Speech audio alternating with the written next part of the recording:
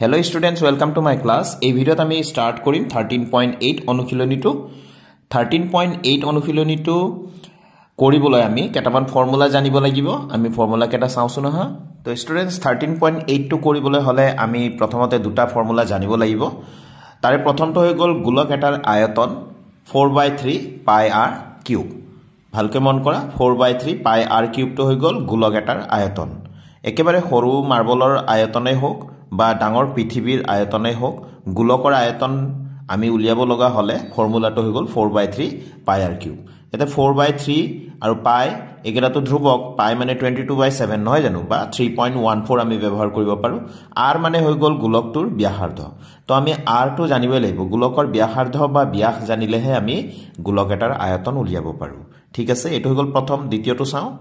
এটো হৈ গল দ্বিতীয়টো ফৰ্মুলা এটা অৰ্ধগোলকৰ আয়তন তা মানে অৰ্ধগোলক মানে গোলক এটাক যদি আমি মাঝে মাঝে আধাকৈ কাটি দিও তেনে হলে যদি ফুটবলটোকে যদি আমি মাঝে মাঝে যদি ধুনিয়াকৈ কাটি দিও হেটো অৰ্ধগোলক হ'ব তো অৰ্ধগোলকৰ আয়তনটো 2/3 পাই r কিউব ঠিক আছে ইয়াৰ আগতে কি আছিল 4/3 পাই r কিউব আছিল গোলকৰ আয়তন অৰ্ধগোলকৰ আয়তন হৈ গল 2/3 পাই r কিউব ঠিক আছে ইয়াতো আমি ব্যাসাৰ্ধটো জানিলে আমি অৰ্ধগোলকৰ আয়তন উলিয়াব পাৰো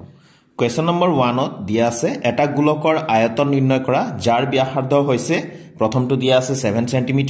আৰু দ্বিতীয়টো দিয়া আছে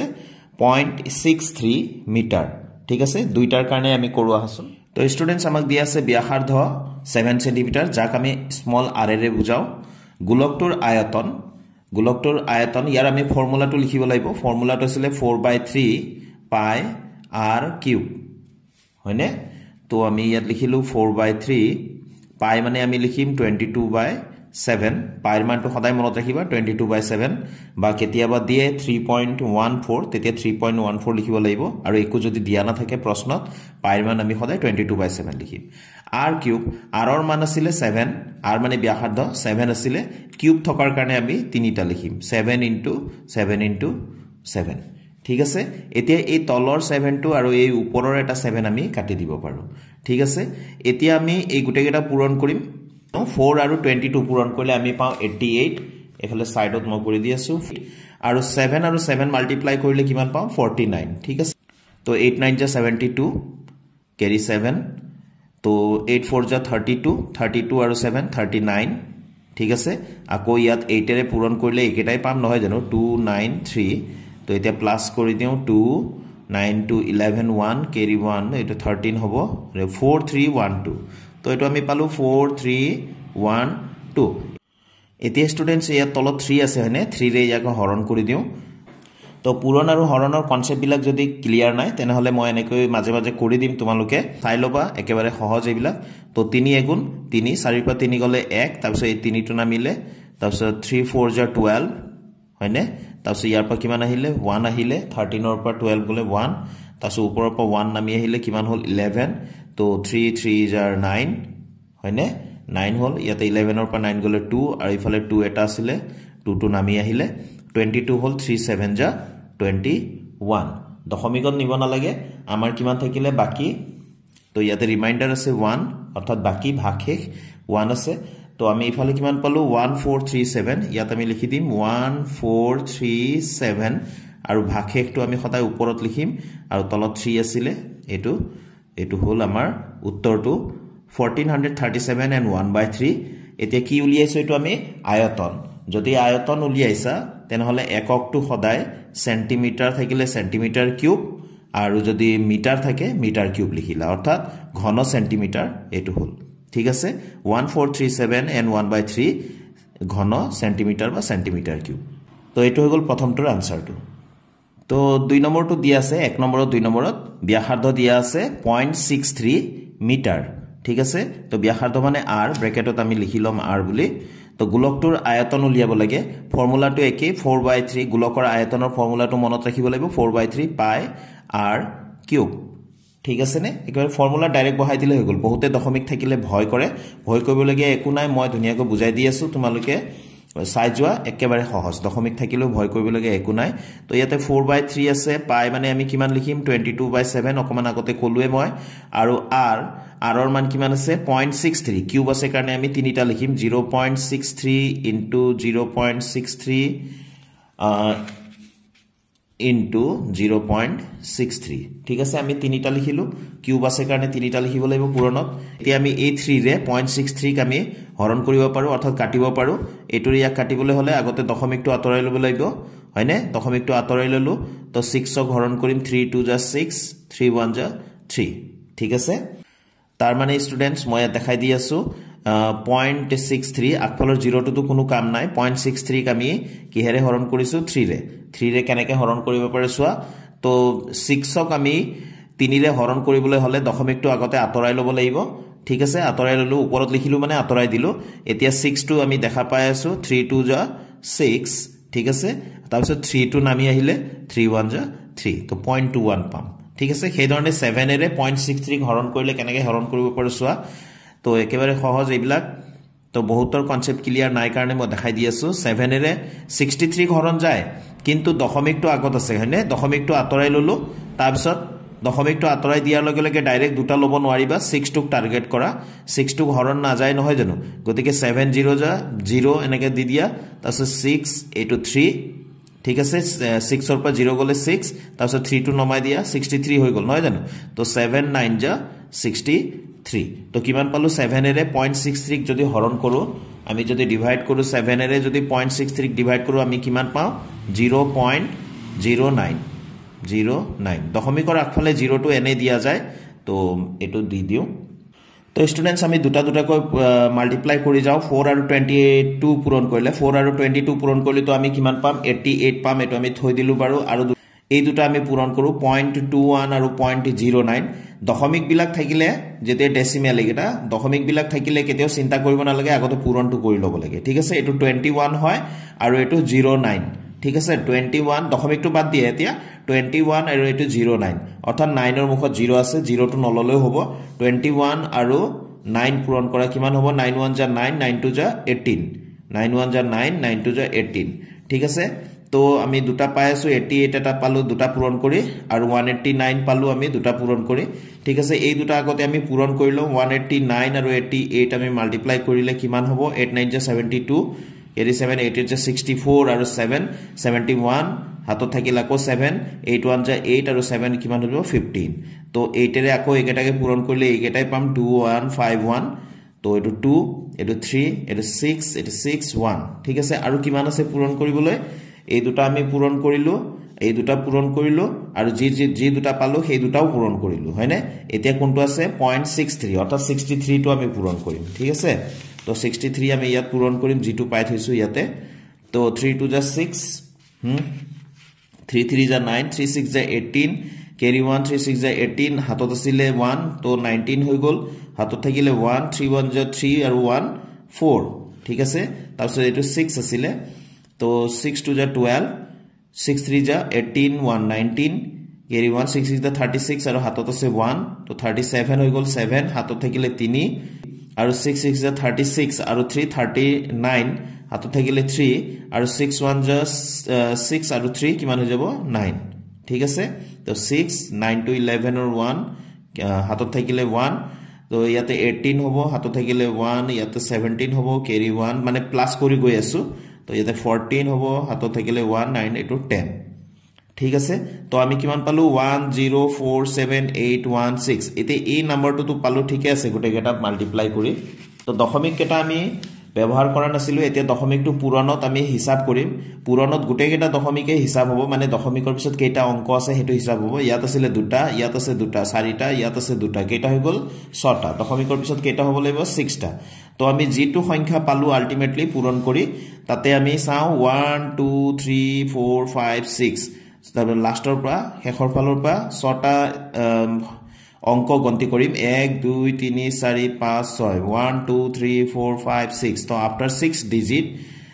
আমি কি দিম ডেসিমেল টু বহাম ঠিক আছে তো 1.047816 তো আমি ইয়াত কিমান লিখিম 1.047816 তো এটো মিটার কিউব হ'ব ঠিক আছে ইমান মিটাৰ কিউব তো ইমানখিনি তো আমি পালো যদি তুমি বলে দশমিকৰ পিছত মাত্ৰ ডেসিমেলৰ পিছত মানে দুটাই অংক যদি লিখিম বুলি ভাবিছা তেনেহলে যোনখিনিলৈকে তুমি লিখিম বুলি ভাবিছা তাৰ পিছতো চাব লাগিব এই অংকটো যদি 5 বা তাতকৈ বেছি থাকে তেনেহলে যোনখিনিলৈকে লিখিম বুলি ভাবিছা তাত এক বঢ়াই লিখিব লাগিব 1 ইনক্ৰিজ কৰি লিখিব লাগিব তো 1 পইণ্ট কিমান হ'ব 05 এইখিনিলৈকে লিখিলো তো ইফালে কিমান আছিল মিটাৰ কিউব তো ইয়াতে লিখিব লাগিব তেতিয়া প্ৰায় মানে কিছুখিনি আমি বাদ দিলো খুচুৰা কিছুমান আমি বাদ দিলো ইমান সেন্টিমিটাৰ কিউব ঠিক আছে তো এই ধৰণে পূৰণ আৰু হৰণ বিলাক কৰিব লাগিব তো পূৰণ আৰু হৰণৰ কনসেপ্ট বহুতৰে ক্লিয়াৰ নাথাকে সেইকাৰণে মই দেখুৱাই দিলো ঠিক আছে তো কোৱেশ্চন নম্বৰ 1 ৰ এই দুটা আমি অংক কৰিলো এবাৰ কোৱেশ্চন নম্বৰ 2 দিয়া আছে এটা গোটা গোলক আকৃতিৰ বলে অপসাৰিত কৰা পানীৰ পৰিমাণ নিৰ্ণয় কৰা যেতিয়া ইয়াৰ ব্যাস হ'ব 28 সেন্টিমিটাৰ নম্বৰ 1 টো দিয়া আছে আৰু নম্বৰ 2 দিয়া আছে 0.21 মিটাৰ ঠিক আছে ওপৰতো দুটা কোৱেশ্চন দিছিলে ইয়াতো দুটা অংক দিয়া আছে তো স্টুডেন্টস মই লিখি ললো ব্যাস দিয়া আছে 28 সেন্টিমিটাৰ তো আমাক ফৰ্মুলাত কি লাগে ব্যাসাৰ্ধহে লাগে সেইকাৰণে আমি ব্যাসাৰ্ধ উলিয়াই লম এতেকে ব্যাসাৰ্ধ বুলি কৈছো আমি যেহেতু নিজে উলিয়াই লম সেইকাৰণে এতেকে দিছো ব্যাসাৰ্ধ আমি r এৰে বুজাও ব্যাসাৰ্ধক সেইকাৰণে ব্ৰেকেটত r টো লৈ লম ব্যাসাৰ্ধটো কিমান হয় ব্যাসৰ আধা অৰ্থাৎ ব্যাস যিমান আছে তাক আমি 2 ৰে হৰণ কৰিলে যেটো পাম হেইটোই হৈ গল আমাৰ ব্যাসাৰ্ধ অৰ্থাৎ ইয়াত আমি কিমান পালো 14 সেন্টিমিটাৰ আমাৰ ব্যাসাৰ্ধ পালো ঠিক আছে এতিয়া সময় লিখিলো এতেকে বলটোৱে অপসাৰিত কৰা পানীৰ পৰিমাণ কিমান হ'ব গোলকটোৰ আয়তন অৰ্থাৎ গোলকীয় আকৃতিৰ যেটো বল আছিল তাৰ আয়তন ঠিক আছে গোলকৰ আয়তনৰ ফৰ্মুলাটো হৈ গল 4/3 পাই r কিউব ঠিক আছে তো r মানে ব্যাসাৰ্ধ তো 4/3 লিখিলো পাই আমি লিখিম 22/7 আৰু r ব্যাসাৰ্ধ কিমান ওলাইছে 14 তো 14 into 14 into 14 তিনিটা 14 কিয় লিখিলো যেহেতু ইয়াতে r কিউব আছিল হয়নে তো 7 এৰে আমি কাটি দিলো 7 2 * 14 তো 3 ৰে এতিয়া একেটা কোনো এটাই হৰণ না যায় গতিকে 3 টো আমি তলত লিখিলো এই গুটেই কেটা এতিয়া পূৰণ কৰিবা মই আগতে দেখুৱাৰ ধৰণে পূৰণ কৰি আমি ইয়াত পাম 34496 3 ৰে একেটা হৰণ কৰি চাবা ইমান হ'ব আৰু বাকি থাকিব 2 তো 2/3 আমি এটো লিখিম ঠিক আছে আৰু এটো ছিল সেন্টিমিটাৰ তো সেন্টিমিটাৰ কিউবত লিখিম ঠিক আছে তো এটো হৈ গল আমাৰ শুদ্ধ উত্তৰটো তো কোৱেশ্চন নম্বৰ 2 দিয়া আছে ব্যাস 0.21 মিটাৰ তো ব্যাসাৰ্ধ r 0.21/2 লিখিলো আৰু মিটাৰ আছে যেহেতু মিটাৰতে লিখিম যেহেতু হৰণ না যায় 2 ৰে ইয়াক আমি হৰণ কৰিব নোৱাৰো গতিকে এটো এনেকৈ ৰাখিলো গোলকটোৱে অপসাৰিত কৰা পানীৰ পৰিমাণ আগৰ দৰে লিখিলো সমান কিমান হ'ব গোলকটোৰ আয়তন তো গোলকীয় আকৃতিৰ যেটো বল আছিল তাৰ আয়তন তো ফৰ্মুলাটো আমি লিখিব লাগিব 4/3 পাই r কিউব ঠিক আছে তো 4/3 লিখিলো পাই মানে আমি কিমান লিখিম 22/7 আৰু r মানে কিমান আছিল 0.21/2 তো 0.21/2 into 0.21/2 into 0.21/2 এনেকৈ আমি লিখিলো ঠিক আছে তো এতিয়া প্ৰথমতে আমি এই 2 ৰে ইয়াক কাটিলো 2 2 * 4 আকৌ এই 2 আৰু এই 2 টো কাটিলো ঠিক আছে আৰু এই 2 ৰে ইয়াক কাটিলো 2 11 * 22 ঠিক আছে তো 7 এৰে এতিয়া 0.21 ক আমি হৰণ কৰিম ঠিক আছে হৰণটো মই আকৌ এবাৰ দেখাই দি আছো তোমালোকক 0.21 আছে 7 এৰে হৰণ কৰিব লাগে হয়নে তো 0 টো কাম নাই দশমিকটো আমি উঠাই লৈ পেলাই একেবাৰে 21 টো লব নোৱাৰিবা এটা আমি হৰণ কৰিব লাগিব 2 ক আমি হৰণ কৰিব লাগিব 7 এৰে 2 হৰণ কৰিম কিমান 7 0 * 0 ঠিক আছে 2 ৰ পৰা 0 গলে 2 আৰু এই 1 টো নামি আহিলে 21 হল এতিয়া 7 3 * 21 ঠিক আছে এনেকৈ হৰণ কৰিবা তাৰপিছত 7 এৰে 0.21 ক হৰণ কৰিতে কিমান পালো 0.03 তো 7 এৰে ইয়াক আমি হৰণ কৰিলো কিমান পালো 0.03 ভুল নকৰিবা এটো দশমিকৰ পিছত কেতিয়াও দুটা একেলগে লব নোৱাৰা এটা কৈহে আমি লম তাৰপিছত এই 3 ৰে আমি হৰণ কৰিব পাৰো 0.21 ক একে ধৰণে আমি কৰিম সোৱাচোন 0.21 আৰু এটা আছে হয়নে এই 3 ৰে আমি টাৰ্গেট কৰিছো হৰণ কৰিবলৈ দশমিকটো আতৰাই ললো 3 ৰে আমি হৰণ কৰিম তো আতৰাই লোৱাৰ পিছত ইয়াক আমি হৰণ কৰিব লাগিব কেইবাৰ দিম 0 বাৰ 3 0 * 0 আৰু এটো 2 আছে তাৰপিছত বিয়োগ হৈ পেলাই 2 আহিলে তাৰপিছত 1 টো তেতিয়াহে নমাম 3 7 * 21 ঠিক আছে তো এই 3 ৰে ইয়াক কাটিলো কিমান হ'ব 0.07 ঠিক আছে এতিয়া আমি ওপৰত কি থাকিলে সোৱা 11 থাকিলে 0.03 0.07 0.21 এইখিনি আমি গোটেইকেইটা পূৰণ কৰিম তো মই আগতে এবাৰ ক'লো যে দশমিকৰ পূৰণ কেইটাত দশমিক প্ৰথমতে মাথা নামাৰিবাই 11 পূৰণ কৰা 3 পূৰণ কৰা ইফালে 7 পূৰণ কৰা ইফালে 21 পূৰণ কৰা ঠিক আছে তো 3 আৰু 11 আমি পূৰণ কৰিলে কিমান পাম আমি 33 ঠিক আছে 3 আৰু 11 পূৰণ কৰিলে আমি কিমান পাম 33 আৰু ইফালে 7 আছে নহয় জানো এই 7 টো আগতে পূৰণ কৰি চাও ইয়াতে কিমান হ'ব 3 7 21 হাতত থাকিলে 2 3 7 21 আৰু 2 23 হৈ গল হয়নে তো এইখিনি লকে আমি পূৰণ কৰিলো এটো 2 1 2 আছে এতিয়া 21 টো আকৌ পূৰণ কৰো তো 1 1 ja 1 1 3 ja 3 2 এটো 2 1 ja 2 2 3 ja 6 2 2 ja 4 তো 1 আহিলে 3 2 এটো 5 হৈ গল আৰু 6 2 8 পালো আৰু 4 হয়নে এতিয়া আমি দশমিক এটা গন্তি কৰিম সোৱাচোন দশমিক ইয়াত আছিল দুটা ইয়াত আছিল দুটা চাৰিটা হৈ গল ইয়াত আছে দুটা ছটা তো ছটা আমি এই লাষ্টৰ পৰা গন্তি কৰি প্লাই ছটা অংকৰ পিছত আমি দশমিক বহাব লাগে 1 2 3 4 নাই যদি 0 লব লাগিব 5 6 তাৰ পিছতহে দশমিক ঠিক আছে তো আগফালে এনে 0 দিম তাৰ মানে 0.00481 হ'ব ইয়াত কিমান লিখিম 0.00481 মিটাৰ কিউব ঠিক আছে এটো হৈ গল আমাৰ আনসাৰটো এতিয়া স্টুডেন্টস আমি কোয়েশ্চন নাম্বাৰ 3 টু চাও ইয়াদি আছে সোয়া ধাতুৰে নিৰ্মিত বল এটাৰ ব্যাস 4.2 সেন্টিমিটাৰ যদি ধাতুবিদৰ ঘনত্ব প্ৰতি সেন্টিমিটাৰ কিউব মানে 1 সেন্টিমিটাৰ কিউবত 8.9 গ্ৰাম তেন্তে বলটোৰ ভৰ কিমান ঠিক আছে তো প্ৰতি সেন্টিমিটাৰ কিউব মানে 1 সেন্টিমিটাৰ কিউবত 1 সেন্টিমিটাৰ কিউবত ভৰ কিমান দিয়া আছে 8.9 গ্ৰাম দিয়া আছে ঠিক আছে তো গুটেই এই যে ধাতুৰে নিৰ্মিত বল যাৰ ব্যাস আছে 4.2 ইয়াৰ গুটেইটোৰ ভৰ কিমান হ'ব এটো উলিয়াব লাগে তো সেই কাৰণে আগতে কি কৰিব লাগিব আমি এই বলটোৰ আমি কি উলিয়াব লাগিব আয়তন উলিয়াই লব লাগিব ঠিক আছে তো স্টুডেন্টস এই কোয়েশ্চনটো আমি আগৰ দৰে কৰিম আমাক ব্যাস দিয়া আছে 4.2 সেন্টিমিটাৰ তো ব্যাস দিলে আমি সদায় ব্যাসাৰ্ধ উলিয়াবই লাগিব হেতু সদায় মনত ৰাখিবা তো ব্যাসাৰ্ধ r = কিমান লিখিম 4.2/2 ব্যাসক আমি 2 ৰে হৰণ কৰি দিব লাগিব আমি কিমান পাম 2 2 ja 4 দশমিকটো আছে ইয়াতে 2 1 ja 2 মানে 2.1 পাম আমি ইয়াৰ আধাটো তো এটো সেন্টিমিটাৰত আছিল সেন্টিমিটাৰ তো স্টুডেন্টস মই লিখি ললো বলটোৰ আয়তন বলটো গোলক এটা হয় যেহেতু ব্যাস দিয়া আছে 4/3 pi r cube এই ফৰ্মুলাটো আমি ব্যৱহাৰ কৰিম তো ইয়াতে 4/3 pi আমি কিমান লিখিম 22/7 আমি লিখিমে এটো তাছ r ৰ ভ্যালু কিমান আছিল 2.1 তো স্টুডেন্টস r ৰ মান লিখি ললো 2.1 * 2.1 * 2.1 তিনিটা লিখিলো কিয় কিউব আছে কাৰণে হয়নে তো এতিয়া আমি এই 3 ৰে ইয়াক কাটিব পাৰো 2 টো হৰণ না যায় গতিকে দশমিকটো আগতে আতৰাই ললো তাছ আতৰাই ললে এটো 21 হৈ গল 3 ৰে 21 ক 3 7 ja 21 এটো কাটিলো 7 এৰে এটো খে একে ধৰণে দশমিকটো আতৰাই ললো 21 ক কেবাৰ যাব তেনে হলে দশমিকটো আতৰাই লোৱাৰ পিছত 21 হৈ গল 7 3 ja 21 তো দশমিকৰ আগফালে সদায় এটা 0 দিয়া যায় দেখাত ভাল হয় কাৰণে ঠিক আছে তো এতিয়া আমি পূৰণ কৰিম 422.7.3 আৰু ইফালে 0.21 ঠিক আছে এইকেটা আমি মাল্টিপ্লাই কৰি দিলে হল আগৰ দৰে তোমালোকে মাল্টিপ্লাই কৰিবা কেনেকৈ মাল্টিপ্লাই কৰিবা আমি দশমিক কেটা আমি প্ৰথমতে ধৰিবই না লাগে 3 7 গুণ 21 এটো 21 আৰু 21 আছে